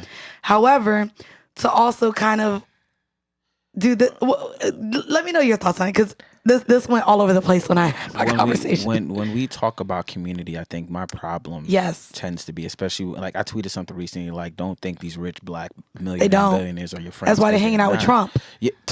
When we tend to talk about community in a very insulated, exclusive manner, like my community, as opposed to the interconnectedness of like community, where if a person who like we see it now in Uptown, there was a lot of complaints about like the needles and shit that was going on like on 191st and Dykeman, and like I saw a lot of the complaints and I understood it, but I was also recognizing that folks were not thinking about these people who are like, no one is talking about the folks who are shooting up on 191st for a reason, right? Like because there's a need, and there's a need that's not being addressed. Affordable housing is created for folks who look like us, who cannot afford to live in the spaces that Dave Chappelle lives in and frequents. And so you create an institution where folks, affordable housing immediately devalues communities, because there's the impression and assumption it's going to be dope dealers and sex workers. There's all types of things that are happening. Do you align with then, if you know better, you'll do better? Do you think that that's what affordable housing does? Is it essentially it will bring these, like, our people to think differently, to move differently, to operate differently? I don't necessarily know if that, but what I do know is that if we're not creating spaces for the most marginalized and the disadvantaged, then what are we doing here? You're right. Like, you know, like you get to a certain point where I think your money allows you the affordability to not have to look at the circumstances that have created the environments that require affordable housing. But also, if you have the opportunity to be a part of the creation of this development, then you should also really take advantage of the opportunity to make it look different. Yeah. To make it look different than every other development looks, right? Because it's not like, when we think about affordable housing in New York especially, we think about the projects immediately, right? That's immediately where our mind goes. We're like, okay, Section 8 housing. Section 8 housing is not prime real estate. No. Real quick too, he's also out. If you guys look up the articles, we'll post something. Dave is now saying he wasn't against affordable housing. He's only saying that because he said, you could still build it, just not here. Build it outside of these city limits. And then so now he's trying to say he's not against it. He didn't want it within his city limits. That would pretty much bring the value down of his land. And my thing is, he's like, build it, just not here. And my Take thing that is, shit like, elsewhere. to your point though, Bridget, like my issue is, Like, and it may not have to look different. It might be folks who are addicted to heroin, to opiates, to crack, whatever the case might be. We're not, and we talked about this earlier. If we're not addressing the issues that's causing people to show up in these ways, this is going to keep happening. So, like, it's not to say, like, because then where do they go? You can't build it here. Then what are we doing to rectify the problems that's creating a need for affordable housing in the first place? But affordable housing in general, we're still making the connection with for sure issues issues and problems that are a byproduct of the conditions of the living conditions of affordable housing. Like the poverty mindset, there's a lot of people that have a poverty mindset that grew up poor, that may still be poor, that are not on drugs, that have no affliction and no afflictions whatsoever in that and department, are trying to do better, that just don't want to be poor, but they're just victims of circumstance, right? I mean, we think about the homeless population and how dismissive our society is about that. A lot of those people are victims of circumstance. And so I think if we start addressing socioeconomic issues like this one, where it's like, all right, cool, so how do we do this without bringing the property value down? I don't think that's anti-blackness, but I do think what is anti-black is not really leveraging this opportunity to say, all right, cool, so if we're going to do affordable housing, it needs to look like this. We need to have community programs set up that are going to facilitate and help prevent any of the other stereotypical like afflictions that we see happen in other communities. Because to me, then that sounds like resolution building. That sounds like you trying to protect what you got and still create you holding the door open for other people to get through, but you're also requiring a certain standard for people to live. Absolutely. And I think part of that too is like, and I think the reason why it strikes me as anti-black, because what's coming across is that Dave Chappelle is not being introspective about what affordable housing can be. Right. It's like the blanket statement of like, oh, affordable, because there's connotations that come with. It's people that piss in the elevator. Yeah. Like that's where you go. So and I agree with you in that regard, that it does feel a little anti-black. But I agree. We weren't able to. I don't think we have any time really to get to Freshly Squeezed. But I mean, you did say a little. You said you wanted to introduce a new segment. Do you want to do that? I did want to introduce a new segment. Do we have the? Do you want to introduce a new segment today? Yeah, or do you want to do Freshly Squeezed? I do. We're gonna do a new segment because we have a friends and benefits. Yeah, we'll introduce a new segment. And even though y'all are getting this on Fridays, we film and record Friday's episode on Thursdays, and I wanted to implement a new segment called Thursday Thoughts, which basically is going to be a quote or an article, a clip, a blurb that is thought-provoking in some way, right? And I think obviously you're the perfect person to participate in this. Honored. To get thought-provoking. Yes. And so I feel like this week, since so many of the conversations have been centralized around Kanye and artists, community, and mental health, blackness, community. I love it. Let's go. Shout out to DJ MoMA. DJ MoMA actually is one of the founders of Everyday People. If you are a frequenter of really dope DJ sets that play, and if you ain't reggae been to music, Everyday People trap in music, New York, Afrobeat music, ladies, go there because the men be fine. Yeah, you will get numbers, ladies. The men and the women be fine. The women be fine too. No, they can dance. They smell good. Go to an Everyday People party. If you're single, by the way, I just talked about everything this weekend. This will be the best summer in New York. Oh, 100%. That's why I ain't even going. I'm supposed to be going on tour. I said, bitch, I want to go on tour. Nah, we staying home, sis. We outside. We out, motherfucking I want to enjoy New York. So DJ MoMA posted a clip from this Nina Simone article that was an interview that she did in 1968. And for those of y'all who have not watched Nina Simone's doc on Netflix, I implore you to do so because it is phenomenal. So good. And obviously she is a musical legend and talent that lived a really incredible life and produced some really incredible music. The high priestess. Yes. And something that she said in this article was something that he posted, and I thought it was really interesting. And she said, "It's difficult to retain your standards with the pressure of trying to make money, which always has its rules. It's hard to walk the tightrope of doing what you think is your best and making money at it. The pressure of show business is on all the time, and show business is a fickle business. Whatever is popular now, that's all that counts. I have to consistently re-identify myself to myself, reactivate my own standards and my own convictions about what I'm doing and why."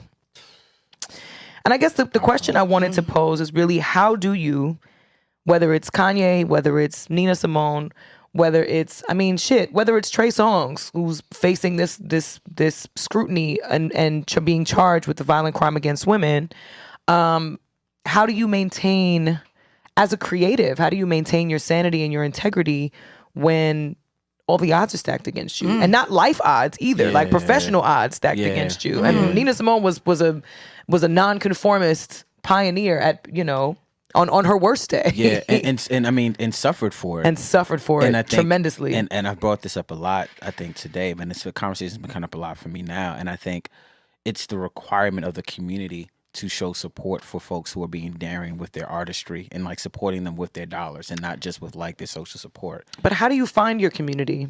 And I think it's the intention. I think I use you two as an example. I think when you're really intentional about the work that you want to do, the bag is gonna come eventually. Ooh, talk about it. You know what I'm saying? Talk about it. You have to show I up believe that. You have to show up for the work. And I think a lot of folks, like they like Anina's talking about really following trends. Like folks follow trends, and it's like, okay, 'cause I gotta stay hot. I remember Jay-Z talking about this. Like, you know, like if you're chasing what's hot, you can't last in that way. Like, I mean, it's the same way all these people are starting podcasts, because podcasts are the popular thing to do. Yeah. But they have no passion for it. They don't even have their own opinion. They're just like, let me start a podcast since everyone else has a podcast. Not original. And it's like, right. Like when there was a point in time when I stopped writing essays, and part of it is like I have nothing to say. Like I don't want to write a think piece about something if like I don't need 13 think pieces about Beyonce and Lion King. Right. Like if there's one piece that says everything that I need to say, I don't need to add to it because I want a bag from The Root or New York Times. Like for me, the artistry matters more than the bag that comes with it. Knowing that the bag is gonna come eventually, and also knowing that because my voice is unique, because your voices are unique, that's why you thrive. And like we spend way too much time thinking that capitalism has forced us to do this, of course, and I'm speaking from a very privileged space. Granted, I think all of us are. Yeah, I mean, granted, all of us on this couch would be. I mean, 5 years ago, I was feeding my older daughter Lila ramen noodles on the train because I didn't have money and my account was debited. Like I had negative ramen balance. Hey, not ramen be fire. Please shut up. Hold on, please let him finish that. Wait, what flavor was it? Chicken. It was chicken. Okay, it was just checking. Yeah, super simple. Just checking, because if you came out here talking about some Oriental or soy, I was gonna judge you. Even beef don't be hitting First like of it all, needs you to be. bugging. When it was called Oriental, it was busting. Is it Oriental? Is soy It's right still now? Right? It's- That's why I said Oriental It's soy. now soy sauce It's now flavored soy sauce flavored. because Oriental is incredibly racist. Wait, is it? Incredibly racist. Wait, Oriental? Yes. Wait, Asian people. now that I think about it, no one says Oriental no more. No, Asian people used to be called Oriental. Can I It's get like wild. calling a black person colored. It's like no, it's not. Oriental is not like colored. Yes, it is. kinda Hold on, is. Oriental means. Mandii, it is. Hold on, we get in the definition of, from, or characteristics of Asia, especially East Asia. Yeah, but it's like That when don't people are sound like, bad. It's like when we saying black people are colored. No, It's not. no. You know what this is giving? Urban. Yeah, I was gonna say Yes. thug. I was This is gonna say giving like, urban. It's This is giving urban. words So that Oriental become, is like yeah. urban, because urban means black. They don't want to say it means black, but urban means black. Urban Oriental renewal. Urban means urban You know what renewal. it is. Yeah. Urban You know what means you're black. You know what you're Urban talking means about. black. Okay, well, I like that you had the chicken. That means your little ramen was yellow. Yeah. Okay, keep going. It's outdated. It's a little bit. It's Oh, it is. It's racist. I did It not is a know little that. racist. Wait, when It did is it a little become racist. racist? Is this another fucking term we have to? What's the date of this article? 26. Damn, it became racist in 2016. I'm Mandy, late. we have not been. We have I'm not been. late. We have.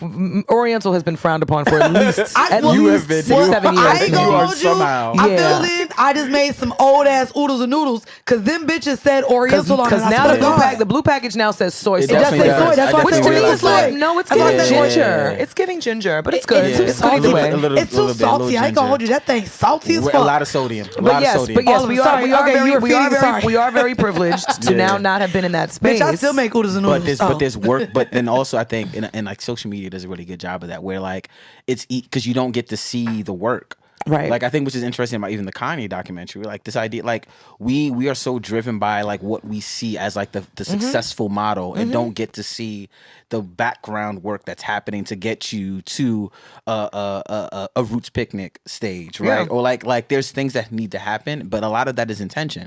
Like it's like saying no to some things that maybe would have gotten you a bag but didn't line up with your value system. But I also think that's because a lot of things have come easier. I think as technology has advanced, a lot sure. of things have come easier. For sure. Like the Kanye thing was triggering for me because I thought to myself, yo, my very first show as a signed artist was at Madison Square Garden singing Empire State of Mind in place of Alicia Keys. This subtle flex is I brought to woke you up by. the next day and went to my job. When you I told me was that managing story, a Pilates studio, and I got up the next day and I went to this my bitch job. went and handed niggas towels the next day after being in MS fucking. I had to namaste my ass behind that motherfucking desk after being on stage with motherfucking Jay-Z. That context is so important. It's so important. I really like. I need people. That Kanye doc for me is also like the arrogance that is now a part of his presentation. To me, he's earned. Yeah. In some conversations, he's earned. Absolutely. Because most artists now don't have to do that. No, if you have 1 million followers on Instagram or you have 1 million subscribers on YouTube, you are already deemed a success. And it means nobody has to work to develop you. Nobody has to do anything but market you to the audience that already follows you. I only got 175K, so who gonna develop me? Somebody come develop me. But it's the craft though. Like y'all care about the craft, and like I think there's something about cutting your teeth in that way. Like where you have to go like long studio nights, performing in front of like 3 or 4 people when no one wants to come to a show, having to sell tickets at an underground showcase because no one is actually buying tickets to see you perform. Potting without getting paid. All of that. Like, I did that for a year. But like, I mean, intention though. Like there's like when we talk about Nina Simone, we're talking about a person who cared about the craft of artistry. Granted, she suffered for that, but I don't think Nina would have suffered if she had community to support her in the work. Yeah, and I agree with that wholeheartedly. Because she in this article, and let me actually, I'll give you the let me send it to Asante, so I'm gonna send it to y'all. Just put it in the notes so May can have it. Shout It's a phenomenal article. It's definitely worth a read. And I mean, it's old. It's it's obviously it's on musicmysanctuary.com. But this is an old article too. This is from like 2014. But she went on in this article too to talk about the Beatles, and she got a lot of slack for talking about the Beatles because she felt as if men? No, well, she just felt as if a lot of what worked in their favor was timing, which I've always said. I always said timing supersedes talent. It supersedes hard work. It supersedes image. Yeah, that's a good point. If there is a lane and a route for you, then it will be decided, which was also my thoughts on the Kanye thing when people were like, oh, I can't believe so many people slept on him. A lot of times in the music industry, this is where y'all get it fucked up, right? It's not that people sleep on artists sometimes. It's that A, they don't have the resources to get them where they need to go on the next level. B, they're not really interested in doing, even if it's the most minuscule amount of work that it's going to take to get them to the next level. Yeah. Or C, they just don't believe it's the right time for it. Yeah. Because I remember being in offices, even with my label, and songwriters and producers coming in and playing tracks, and them being like, "Yo, this is phenomenal, but this is ahead of its time." And it's not going to be received. Crazy. It's not going to be received if we go full throttle on this right now. It's not. Which was the case for a lot of my music. And I remember feeling that. I remember playing records and Jay being like, I mean, I don't know if they're gonna like this. It might be a little left for them. Like your audience is looking for something real specific. This might throw them off. You might need to wait a little bit and let them grow with you let your audience grow with you to get to this place before you throw this little curveball at them.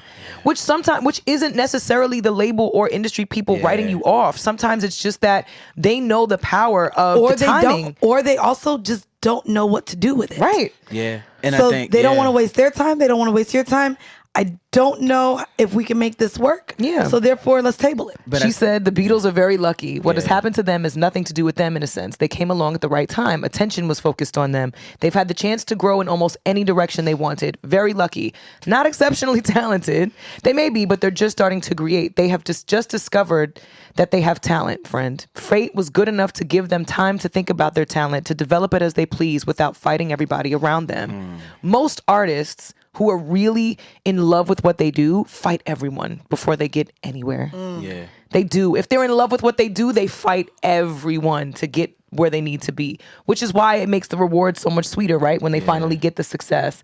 Some people just happen to be good at it. They know they're good at it, and they can just create it and they love it. Cool, but okay, this is what it is. And there's no like super crazy passionate bells and whistles presentation like we get from Kanye about it. Sometimes it's really simple. We look at a Billie Eilish, right? It's really simple. Talented as fuck, but really simple. Not overthought, not overproduced. Very simple. And Just not a white woman. Well, but a kid though at that. A kid. Kid. A white kid with her white brother who made music in a 1-bedroom apartment and stayed there. And she did. And made money. It was and made millions of dollars and just stayed there and was like, I mean, I love this. This is just what we do. It's not about anything other than loving the craft, which, like you said, when you work with intent, it makes for all the best. Yeah. It makes all the sense. Oh, guys, this was so thank great. you so very Joelle, much. you're the Hold on. bomb. You gotta come back. You gotta come back. I feel love like we y'all gotta so come much. back. I'm so grateful. I want to go ahead and give you another round of applause. Oh shit! Because you came in and did what you needed to do as a friends with benefits. Yes. I love y'all. If you have anything coming out, if people can follow you, if they can see If your people great mind, can purchase something on Audible or on please go ahead and or something that's on. Yeah, we need let it all. our listeners Where can know they follow you? where they can find you. I am Joel, Joel, Leon, Leon on Instagram.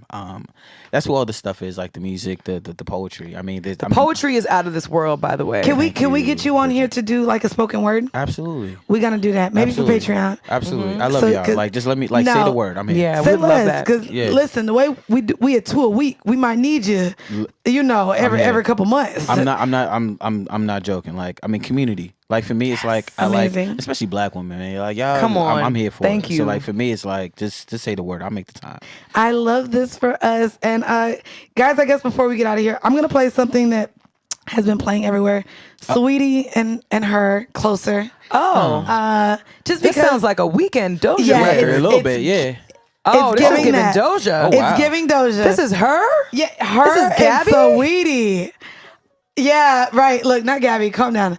I wanted to lead out to this because it's you brighten my spirits. This was also going to be on my list to share with y'all because it's This is giving good, that. yeah. It's giving the shit that she likes. It's giving this old shit that she be airy. like, yeah. You know what's so funny? I was gonna play this for Freshly Squeezed. I'm Were gonna you? save it. Oh, you see? Okay, no, well- not for this. I have some airy shit that I was Of gonna play for course, Freshly Squeezed. She be like airy shit. So we're is gonna nice. get out to this, but I wanted to thank all of you guys for rocking with us. Again, make sure that y'all tune into us every Tuesday and every Friday. That's when you guys can hear the episodes, but also every Wednesday and every Saturday, we drop the full video on YouTube. So go on over to our brand new See the Thing Is podcast page on YouTube. Please hit that subscribe button, like, comment, help us with the algorithms. And also join Patreon. Thank you. Oh, yeah, there you Thank go. Because you. Give it some- Patreon is what keeps the lights on. It does, It's baby. what keeps the sound and the mics on. Yeah. And we appreciate y'all. We have a lot of really great content coming your way this month, as well as next month. Because we going to LA, baby. Yeah, we got a lot of exciting Patreon stuff coming up. Some Freshly Squeezed, hopefully some performances. It's gonna be phenomenal, and our town hall is gonna be next week too. So we're gonna definitely If you chat have with you guys. not joined us on Patreon, go ahead and join. We will be doing our Friends with Benefits Zoom live chat on Tuesday. Dope. So Tuesday night, y'all can join in on the conversation of all the current events that we missed out on. Join us on Zoom and some Freshly Squeezed. It's gonna be cute. and some music. We can do that. Yeah. All right, y'all. Well, I'm leaving y'all out. Thank you Have again a great for joining weekend. us. We'll see Thank y'all next you. week. Bye, guys. Enjoy your weekend in Cleveland without me.